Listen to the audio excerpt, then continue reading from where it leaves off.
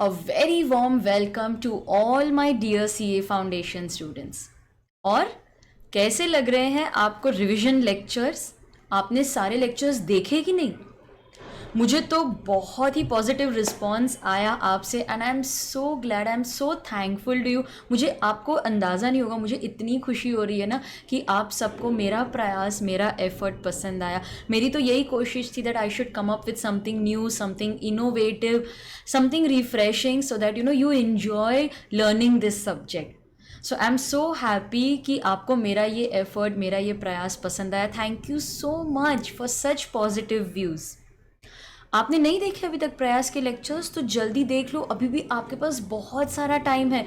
Do you know Prayas revision lectures are available not only in Hindi but also 100% English. तो कितनी सारी demand आती है ना हमें कि मैम 100% इंग्लिश में प्लीज़ आप अपलोड कीजिए ना, हमें इंग्लिश ही पसंद आ रहे हैं. तो उन स्टूडेंट्स के लिए खास करके जो इंग्लिश में लेक्चर्स सुनना पसंद करते हैं उनके लिए सेपरेट लिस्ट है, प्लेलिस्ट है, आप जाके देखिए.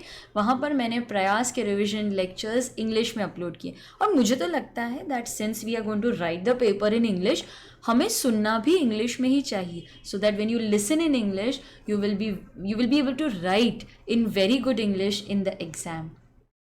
फ्री रिवीजन वर्कबुक थी, आई होप आपने उन्हें फिल किया होगा. अच्छा, आपका एक्सपीरियंस कैसा था वो मेरे साथ ज़रूर शेयर कीजिए, नीचे कमेंट बॉक्स में लिखिए. और अगर नहीं लिखना है तो एटलीस्ट ये वीडियो को एक लाइक तो कर दीजिए, मुझे पता तो चले कि आपको मेरे लेक्चर्स पसंद आए या नहीं.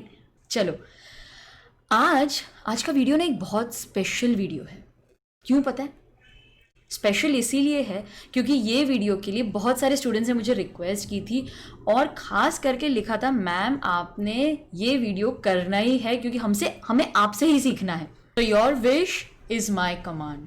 आपने रिक्वेस्ट की थी और बहुत सारे स्टूडेंट्स ने बताया था कि मैम सेक्शन 53 पे एक वीडियो करना which relates to effect of sub sale और pledge by the buyer. So here I am fulfilling your demand. लेकिन ये वीडियो ना स्टूडेंट्स थोड़ा सा अलग है. जैसे मैं आपको कैसे बोलती हूँ, हमेशा अपने लिए टारगेट सेट करो that I want to be a CA. Target set करो, उसी के बारे में सोचो. तो मैंने भी इस वीडियो के लिए एक टारगेट सेट किया है. मैं चाहती हूँ कि आप ये वीडियो मैक्सिमम शेयर करो. क्यों?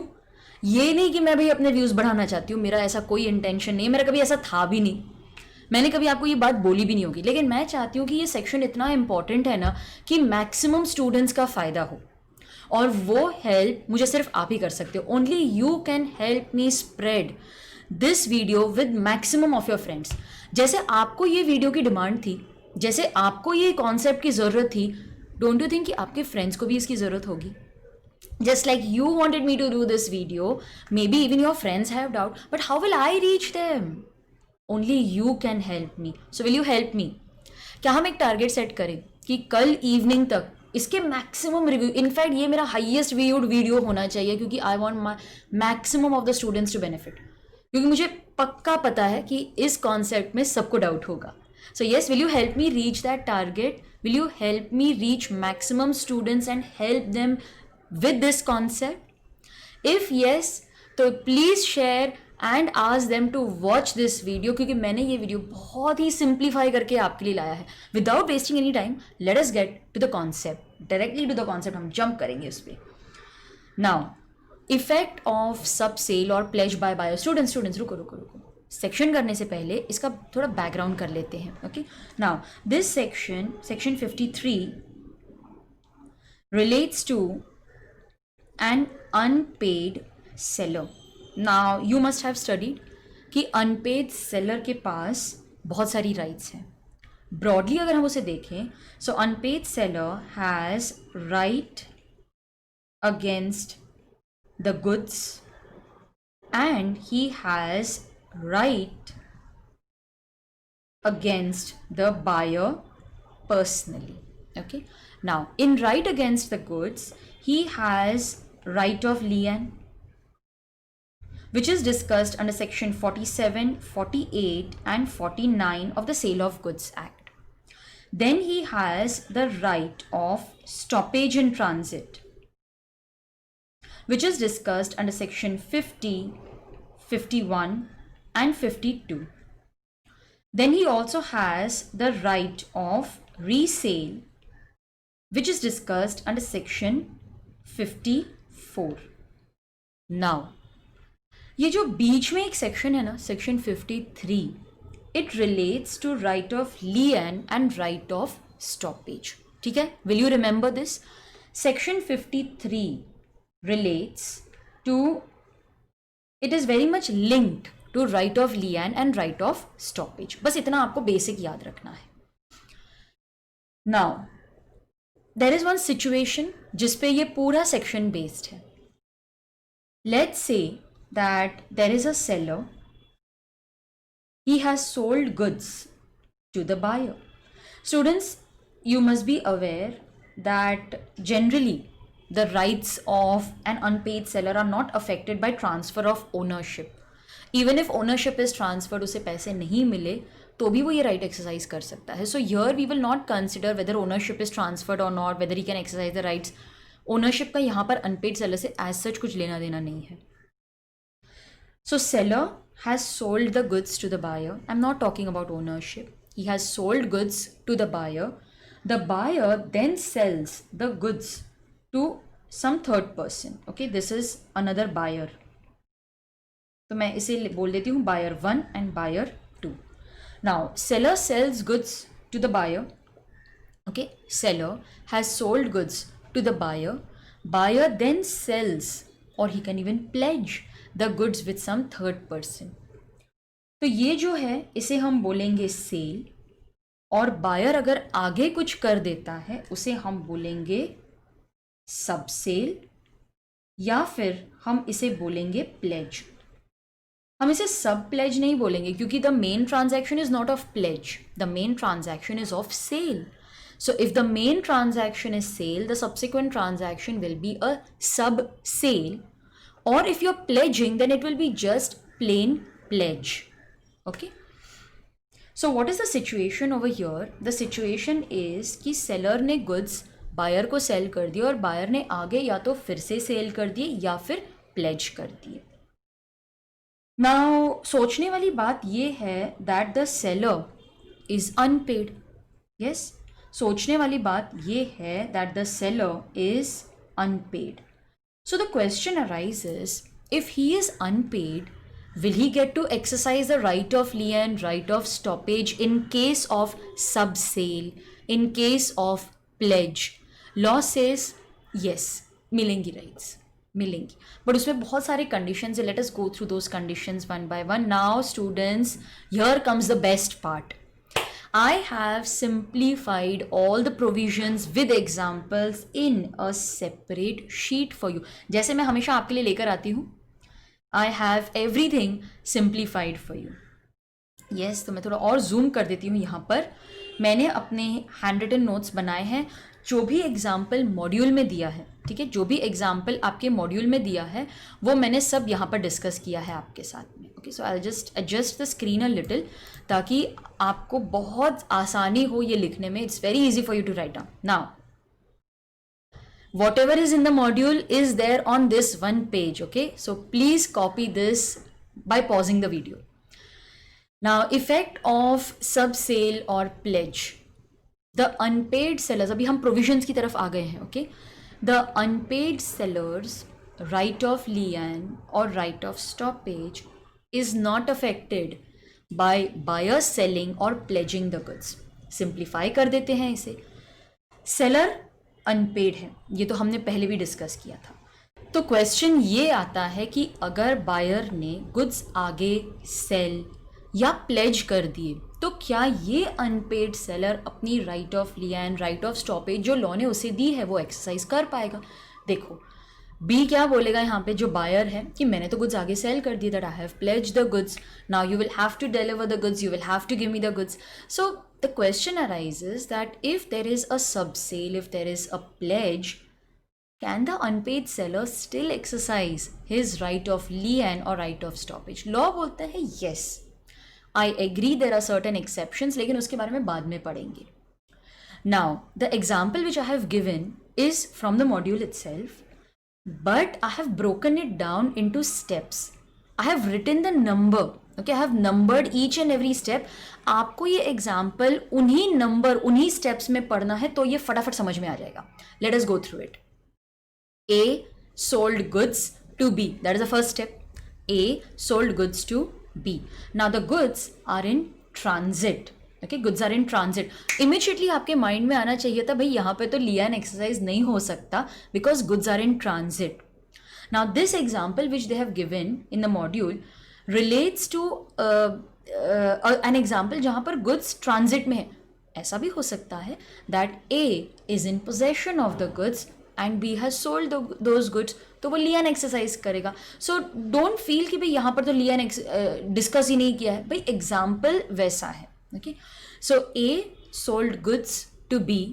Step 1, goods are in transit, they have not reached the buyer. In the mean time B sold those goods to C. Okay, are you getting that I am reading the example according to the steps, the numbers which I have written. A sold goods to B, goods are in transit. B then sold goods to C. In the meantime, B became insolvent. Now the goods are in transit means they have not yet reached B. Can the unpaid seller exercise right of stoppage? Yes. Even though B has sold goods to C, A can still exercise the right of stoppage because he is unpaid. B ये argument नहीं कर सकता, अरे देख ना मैंने तो goods आगे C को बेच दिए ना, अब तुझे तो वो गुड्स मुझे देने ही पड़ेंगे, पैसे का क्या, मैं बाद में दे दूंगा ना. अब आप बोलोगे कि मैम ऐसा क्यों है, उसने जब आगे गुड्स बेच दिए हैं तो फिर राइट ऑफ स्टॉपेज क्यों एक्सरसाइज करने हम अलाउ कर ले. ये सेक्शन 53 के पीछे का लॉजिक क्या है. सेक्शन 53 के पीछे का लॉजिक एक ही है, that if the buyer doesn't have a good title, he doesn't have a good right, how can he give that to someone else. जब आपके खुद के पास वो गुड्स नहीं है तो आप आगे किसी और को एक बेटर राइट कैसे दे सकते हो. So that is the logic behind this section. और ये ही सेम चीज़ आपके मॉड्यूल में दी है students. You can please highlight that. मैं ये फॉर द टाइम भी इरेज कर देती हूँ. अगर सपोज आपका लिख के नहीं हुआ है तो you can pause the video, right it down और मेरे साथ एक सेंटेंस को हाईलाइट करो. वो आपको इस सेक्शन के पीछे का लॉजिक बता देगा. ठीक है, so just pause the video, ensure that you have written this. हो गया ना, तो मैं इसे इरेज कर देती हूँ and see over here. The basis of this principle, इसके पीछे का लॉजिक क्या है, दैट द सेकेंड बायर जो हमारा B2 था can not stand in a better position than his seller. Seller कौन होगा यहाँ पर, फर्स्ट बायर मतलब B1. यस, मेरे एग्जाम्पल के साथ अगर आप रिलेट करोगे तो हमारा था सेलर, फिर था बायर 1 और था बायर 2. तो this is based on the principle that the second buyer मतलब buyer 2 cannot stand in a better position than buyer 1 जो उसके लिए सेलर होगा. तो ये सेक्शन के पीछे का लॉजिक है. ये बहुत ही इंपॉर्टेंट है, ये आपको समझ में आना चाहिए. ठीक है, तो ये वाला हमारा पहला पॉइंट था कि अनपेड सेलर है, भले ही आगे सब सेल हो गया हो, प्लेज हो गया हो, you can still exercise the right of लियन. अगर गुड्स आपके पोजेशन में है, अगर गुड्स ट्रांजिट में है तो आप right of stoppage in transit भी एक्सरसाइज कर सकते हो. लेकिन इसमें एक्सेप्शंस हैं. What is the first exception, quickly देख लेते हैं. हेडिंग है, उसी के साथ मेरा एग्जाम्पल है. आप ये एग्जाम्पल बाद में लिखना, पहले सुन लो. हमेशा पहले एक्सप्लेनेशन सुनो, समझो, फिर उसके बाद में लिखो. I will give you time, मैं पॉज कर लूँगी, आप पॉज कर लेना, वीडियो लिख लेना, पहले समझ लो. When the seller has assented to the subsale, mortgage or other disposition of goods made by the buyer. तो यहाँ पर क्या हो रहा है, सेलर ने खुद ही एग्री किया है, बायर कोई बात नहीं, तू आगे सेल कर दे, तू आगे मॉर्गेज कर दे, तू आगे वो गुड्स प्लेज कर दे, कोई बात नहीं. अरे now if the seller is himself giving consent, वो खुद ही बोल रहा है I am okay with further sale, then how can he exercise the right of stoppage, how can he exercise the right of lien. जब तुमने खुद ही इस सब सेल, तुमने खुद ही इस प्लेज के लिए एग्री किया है, तो फिर तुम कैसे वो लियन और स्टॉपेज कर सकते हो इफ़ यू आर अनपेड. चलो एग्जाम्पल पढ़ लेते हैं. अच्छा, मैंने असेंटेड का मीनिंग लिखा है that seller has himself given his consent to such further sale, mortgage और प्लेज. स्टेप बाय स्टेप पढ़ेंगे. A is the seller. He sold goods to B the buyer. B further sold the goods to C after obtaining the consent of A to such further sale. धीरे धीरे पढ़ेंगे. A ने goods B को cell कर दिए. B ने क्या कहा? देख A, I don't have money to pay. What I will do is I will sell these goods further. मैं आगे इन्हें बेच दूंगा. And when I get money, no, I will use that money to pay you. ठीक है. So A gave goods to B. B said I don't have money. I will sell the goods further and whatever money I get, I will use it to pay you. A agreed. बोला बेच दे. Goods are lying in the warehouse of Z. तो फिलहाल अब तक B के पास delivery गई नहीं है. B in the meantime उसे C से पैसे तो मिल गए, लेकिन वो आगे A को पेमेंट ही नहीं कर रहा. तो मेरा फोर्थ स्टेप क्या है? दैट ही फेल्स टू पे for the goods. Step 1 revise करते रहो मेरे साथ ही, ताकि ये वीडियो देखने के बाद आपका कॉन्सेप्ट एकदम पक्का हो जाए. Step 1, A sold the goods to B. B sold the goods to C after obtaining the consent of A. Goods are lying in the warehouse of Z. B fails to make the payment to A. उसे C से पैसे मिल तो गए थे, वो आगे ए को दे नहीं रहा है. A is unpaid, seller is unpaid. Now the question arises, can that unpaid seller exercise the right of lien because the goods are in his possession? Can he exercise the right of lien? Law बोलते हैं no, because A himself had given consent to that further sale. A ने खुद ही agree किया था ना. So over here A cannot exercise the right of lien because he himself had given the consent to sub sale. Students, now you can pause the video, copy this. Pause, पूरा notebook में लिखो. हो गया ना? Very good. Last exception. बस हमारा concept खत्म होने वाला है. We have come to an end. When a document of title means ownership documents has been transferred to the buyer and the buyer transfers this to a third person who buys it in good faith for value means for consideration for price. Students, please note what is happening. A, the seller, sold goods to B and he also transfers the documents of title, the documents of ownership to the buyer. Then the buyer transfers these documents. Okay, he sells and transfers these documents to some third person, that is subsequent buyer, buyer 2. Who buys it in good faith for value, that is for consideration, by giving a price. अब A ने B को documents दे दिए, ownership दे दी, और B ने वही documents आगे C को भी दे दिए, और उसने एज यूजुअल गुड फेथ में लिया विदाउट हैविंग एनी नॉलेज कि भाई क्या सिचुएशन थी. A अनपेड है, B ने गुड्स की पेमेंट नहीं की, कुछ भी नहीं पता था. It's like an exception, no sale by non owner जैसा ही हो गया ना ये. So in this case law बोलता है कि दो सिचुएशंस आ सकती हैं. If the last mention transfer मेरे एग्जांपल में क्या होगा? Between B and C. If the last mention transfer is by way of cell, अगर वो सेल हो रहा है, then the unpaid seller's right of lien और स्टॉपेज इज डिफीटेड, क्योंकि तुमने डॉक्यूमेंट्स दे दिए. तो तुम्हारा इंटेंशन था कि भाई तुम सब ले लो, गुड्स ले लो, डॉक्यूमेंट्स ले लो.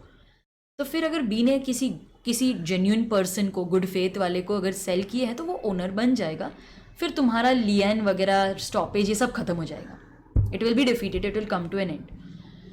If let's say that the last mention transfer in my example between B and C is by way of pledge, then yes A the seller can exercise the right of lien और stoppage, but subject to rights of pledgee. In my example it will be C. तो pledgee के पास भी certain rights होती जो आपको अभी नहीं, आप CA enter में करोगे. He can retain the goods till he is paid for the money. He can apply it to subsequent debts. ऐसे बहुत सारे rights होती हैं. तो भाई pledgee, first you exercise all your rights and then those goods. एक बार pledgee ने अपने rights exercise कर लिए, मुझे pledge का पूरा पैसा मिलेगा तभी मैं goods दूंगी, तभी मैं गुड्स दूंगा. फिर जब वो गुड्स रिटर्न करने की बारी आएगी ना, ए बोलेगा मुझे दो, मैं भी अनपेड हूं. स्टूडेंट्स, यहाँ पर एक बहुत ही इंटरेस्टिंग पॉइंट है जो आपको एक्स्ट्रा समझ लो, ध्यान देना। इन दिस केस बेचारा ए, उससे तो सब कुछ लास्ट में ही मिल रहा है। ही कैन टेल सी, सुनना, ये जो मेरे गुड्स तेरे पास प्लेज हुए हैं, इनके अलावा क्या बी ने कुछ और दिया है? Has he plays something other than the goods? Oh, he has given his gold watch. Why don't you please sell that watch first? Let your loan be repaid, let your pledge be satisfied, फिर मेरे goods को touch करना. So in this case, he can ask C to first utilize the other goods which are available, and then he can touch these goods. So just an extra point. Please pause the video, write this down. फिर मैं आपको यही सब चीज़ module में से पढ़ के बताऊंगी, और फिर आपको रियलाइज होगा मैम इतना सिंप्लीफाई कर दिया आपने, तो बहुत सिंपल था। चलो ये लिख लो, please pause the video, write this down. क्या बात है, वेरी गुड। चलो अब let's read this from the module. The example which I discussed with you is given over here. Okay, the first point which we discussed. Then let's go to the exceptions. When the seller has assented to the sale, it means he has given his consent, then he cannot exercise the right of lien or stoppage in transit. When the documents of title has been transferred to the buyer, तो सबसे पहले हमने buyer को दिए, and then the buyer transfers this to a person who has bought it in good faith for value, that is for price, then if the last mentioned transfer is by way of sale, okay, so sale is the key word, right of lien or stoppage is defeated. All right. If the last mention is by way of pledge, then the unpaid seller can be exercised but subject to the rights of the pledgee. Do you remember मैंने आपसे एक बात share की थी that the pledgee may be required by the unpaid seller to use in the first instant other goods, other securities of the pledger available to him to satisfy his claims. So यहाँ पर जो unpaid seller है ना, वो बोल सकता है C को, सुनना मेरे गुड्स छोड़ देना, बी ने कुछ और दिए हैं प्लेज के लिए, पहले वो यूज़ कर देना, फिर अगर क्लेम सेटिस्फाई नहीं हो रहा तो फिर लास्ट में मेरे गुड्स यूज़ करना. So that request can be made by the unpaid seller to C. So that is one right which we are giving to the unpaid seller. So students, I hope I was able to simplify this concept for you, and जिन students को doubt था उनका doubt अभी perfectly clear हो गया है, उनको बिल्कुल भी डाउट नहीं है. अगर आपको मेरा ये वीडियो पसंद आया तो नीचे मुझे कमेंट बॉक्स में ज़रूर बताना, and please share this with all your friends ताकि उनके भी डाउट सॉल्व हो जाए. Don't forget to subscribe to your channel theory masters learning. And अगर आपको और किसी भी कॉन्सेप्ट में डाउट है, don't worry students, I am there with you till your exam.